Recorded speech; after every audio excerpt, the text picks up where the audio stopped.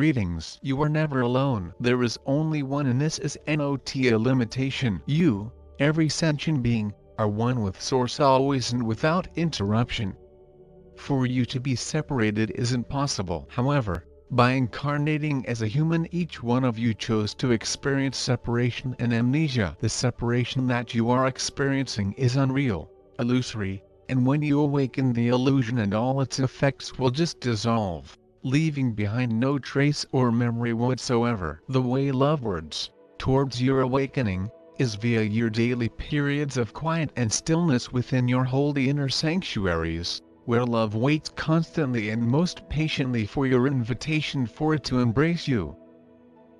Because of your doubts about your worthiness to enter into the presence of God, you have placed a shield, a veil, a faint mistiness between you and your human form and the oneness with which you are eternally and inseparably one, making it very difficult for you to be aware of, conscious of that divine state from which you have never for even an instant departed. You are eternally, since the moment of your creation, inseparably one with Mother, Father, God, in a state of complete harmony and bliss that is very hard for you to accept as the divine truth, because you so expertly constructed the illusory state into which you chose to enter in order to block from yourselves any knowledge of your true nature. You have most effectively fooled yourselves about who you are, about your true and unchangeable divine nature. That is why your daily times of quietness deep within yourselves, where you choose not to engage with the distractions with which your egos, the illusory or dream state of the collective ego, are constantly bombarding you. That is their purpose,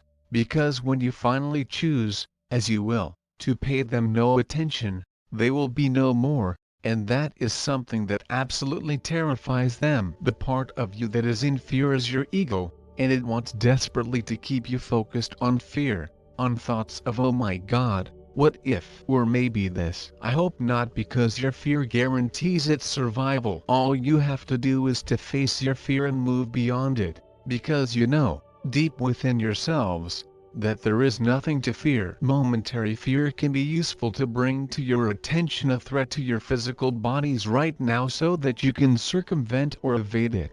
However, fear is only meant to be momentary, but over the eons your various families, tribes, and nations have developed it beautifully as a means to control you, and you are taught from infancy to give your sovereign power. It is yours, and yours alone, away to self-appointed authority figures overseeing factions, syndicates, or consortiums that they have established to control and manipulate you for our own good. The ego delights in power over others so that it can control and manipulate them. But that is not power. It is just a momentary sensation that it keeps on needing to reconfirm and re-establish. Apparent power over others is very seductive, and your egos are always seeking it by expressing themselves as authority figures, or victims, both of which are just ego-driven ones desperately seeking attention, admiration, or pity. But what they are truly seeking outside the self in this manner, where it can never be found, is love. Love is the only true power. It needs nothing because it has everything which it offers freely and abundantly to everyone. It is your power which is always available, longing to flow through you in absolute abundance to embrace all with whom you interact in any manner at all. You have all met and interacted at some time with at least one person who has demonstrated unconditional love and acceptance of you, or others, and it always leaves a lasting and inspiring impression. Well, understand that you are that person. Frequently, however, you mask yourselves, most excellently demonstrated during the last 2 years, because you do not trust yourselves, believing that others will judge you as weak and perhaps take advantage of you if you offer kindness and compassion. You all wonder how others see you and hear you, and what their opinions of you are, and this is an egoic mannerism of which you are mostly unaware because you identify with it. You think it is who you are. Believing that leads you to behave in a fashion that you think and hope will gain you the appreciation and respect of your peer group, but no matter how much appreciation and respect it appears that you are receiving, never mind what they may be saying about you behind your back, it is never enough, You always need more. You are perfectly well able to understand that your egos will never be satisfied, that there will always be something more that they insist you need to make you happy, to bring you peace. Well, now is the time to cease paying attention to them, to let them go. They have never served you well, they are incapable of doing so, and you know that because you are constantly feeling dissatisfied with your lives. Are not smart, attractive, intelligent, wealthy, respected, honored enough as they direct your focus of attention on your seeming inadequacies, all of which are invalid. You are a divine and therefore perfect creation of Mother, Father, God.